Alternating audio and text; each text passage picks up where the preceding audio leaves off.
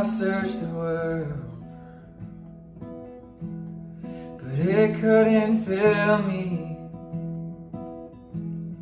And man's empty praise and treasures of faith are never enough. You came along and put me back together, and every desire is now satisfied here in your love. Oh, there's nothing better than you. Oh, there's nothing better than you. Oh, there's nothing is better than you. Oh, I'm not afraid to show you my weakness, my failures and flaws. Lord, you've seen them all, but you still call me friend.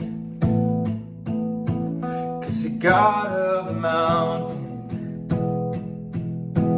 is the God of the valley, and there's no place your mercy and grace won't find me again. Oh, there's nothing better than you. Oh, there's nothing better than you. Oh, there's nothing is better than you. Oh, there's nothing better than you. Oh, there's nothing better than you. Oh, there's nothing is better than you.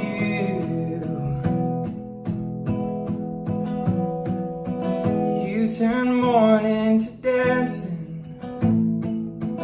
you give beauty from ashes, you turn shame into glory.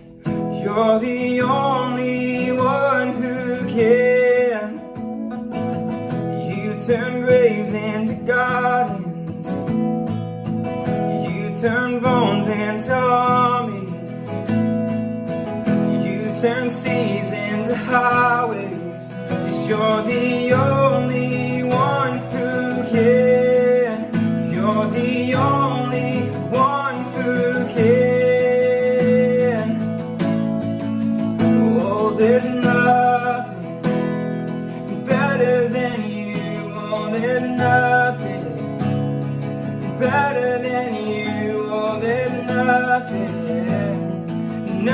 is better than you. Oh, there's nothing better than you. Oh, there's nothing better than you. Oh, there's nothing is better than you. 'Cause you turn graves into gardens, you turn bones into armies, you turn seas into highways. Oh, you're the only one who can. You're the only one who can. 'Cause you're the only one who can. 'Cause there's nothing better than you. Oh, there's nothing better than you. Oh, there's nothing is better than you. Hey, good morning, Gold Creek. We're going to have a little bit of fun today. As normal, it's our daily inspiration, daily encouragement. We're out of our one-year Bible. My name is Pastor Brian. I'm at Gold Creek Woodinville. And today is based on a pretty well-known verse, Romans chapter 12, verses 1 through 4. And everybody knows 12:2. And so I want to talk about that, but I want to do a little exegesis. If you don't know what that means or what that is in church, Bible college, pastoral terms, it's like we're going to dissect a little bit of scripture. We're going to learn a little bit about why he's saying this, and we're going to apply it to us. And I love Paul. And specifically, the book of Romans is a little hard to understand sometimes because Paul was a really knowledgeable guy in the scriptures. But everything he said was gold. So anyway, here, let's get into it. Bible, Romans chapter 12 says this, "And so, dear brothers and sisters, I plead with you to give your bodies to God because all he's done for you. Let them be a living and holy sacrifice, the kind that he will find acceptable. This is truly the way to worship him. Don't copy the behavior or the customs of this world, but let God transform you in the new person by changing the way you think. Then you will know God's will for you, which is good, pleasing, and perfect." So a whole bunch of stuff there, but really good. So we'll get into it. And first he said, let your body be a living sacrifice. That's like the well-known word. And like, that's kind of crazy, right? We just got out of our feast series. If you went to any of our Gold Creek campuses this summer, we've been talking about feasts.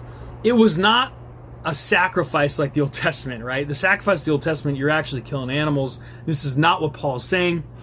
What Paul is saying is like, nowadays, everything we do needs to be pleasing to God. And I would break it down even simpler to us is that don't do what you normally do for you. Whatever you do, whether you work at Boeing or Microsoft or Amazon, or you're pulling wire in buildings, you're at home with the kids, you're on the computer all day, whatever your job is, do it for God. Don't do it for the paycheck. Don't do it for the acknowledgement of other people. Do it with the purpose of what God is calling you to do in the midst of it. So, is there like a way that God keeps putting people on your heart in the midst of your job, and you know God's calling you to talk to that person or to see how they're doing or begin to share your faith? Like, right? This is how we now live our lives as living sacrifices. We're not just doing things for ourselves, but we're doing them for God. So that's the first one, be a living sacrifice. Then it says, don't copy the behaviors and customs of this world, but let God transform you to a new person by changing the way you think. And this is what really caught me off guard. We all want to change, right? We all want to become better people. Well, at least I do. I hope you do too. I want to be a better husband than I was the day before. I want to be a better father. I want to be a better pastor. I want to be a better neighbor. I want to be a better person, right? And specifically, I know not because it's going to earn me to heaven necessarily, but because my life becomes a message to other people. And when it says this, don't copy the behaviors of the world, but let God transform you. So what's interesting, it says, let him transform you by changing the way you think. And that's pretty interesting. And really what I was thinking about it is that if I want to change something about myself, I have to start with my mind, right? Because your mind controls your body. I mean, it just is what it is. And I've noticed right now with COVID and all the stupid stuff that you read in the newspaper, everything that makes you angry, what it does is it gets your mind off your game. It doesn't really get your body off your game, it gets your mind off your game. And the scriptures say, and they know that whatever captivates your mind captivates your body. So really, if you're living the way you shouldn't be living, action-wise, it's because your mind's not in it. And I love it that he said, change it but let God transform you by changing the way you think. I have caught myself being way too negative sometimes. I have to catch myself on a regular basis now with the negativity and everybody's working too much and all this stuff. It can be really, really dangerous to start thinking negatively. And I do that, and what I try to immediately do is I go to the gratitude thing. If I start thinking negatively, I'm like, okay, what can I be thankful for? And I list out 10 things in my mind immediately of like things that, regardless of what's going on out there, I can be thankful that these things are here. I have a house, I have a family, I have these simple moments, these simple things that make me happy. I'm thankful for those, and that fixes your mind. And most importantly, allowing God into your mind. Allowing God to speak to your dreams. Sometimes I'll pray, Lord, speak to me tonight in my dreams. Allow God to speak to your mind, because sometimes our mind is stuck full of other things. But then here's what I love. It says this, then you will learn to know God's will for you, which is good, pleasing, and perfect. I don't know about you guys, I want to know God's will, because His will is perfect, meaning if I need to know what I should exactly do in the future for my job, for my family, where to invest, what people I should know, all of these things that we consider important on a daily basis, it says that we first need to go to God. And God's will is exactly what we need, and not necessarily what we want, but it's what we need, and it's everything that we need in the future. But to know God's will, you back it up. To know God's will, you have to change your mind. And to change your mind, you ultimately need to become a living sacrifice for God. So for you to have the best life possible, knowing God's will, you got to begin to change your mind. You got to commit your life and everything that you do to God. So, going real deep where we went today, but again, summarizing it super simply, every day, commit your day to the Lord. Every day. Every situation, before you go into a coffee or a meeting, you say, Lord, what's your will for me here? Help me to live your will. I want my mind to be transformed by you.